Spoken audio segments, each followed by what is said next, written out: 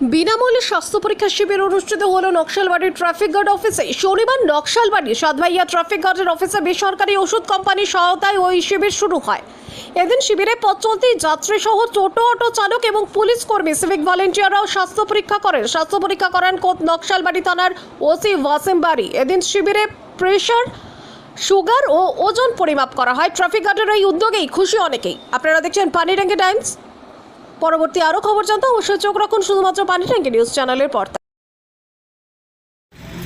ওই যে রক্ত পরীক্ষা করেছিল সুখের আর ওটা পেশা। কি কাজ করেন?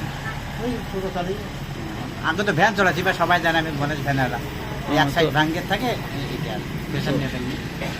এই যে ট্রাফিক যে উদ্যোগটা নিল, আপনাদের রক্ত পরীক্ষা এগুলো করালো, কেমন লাগছে আপনাদের? তো ভালো তো আনন্দের ব্যাপার তো। খুব ভালো উদ্যোগ। হ্যাঁ, কি নাম আপনার?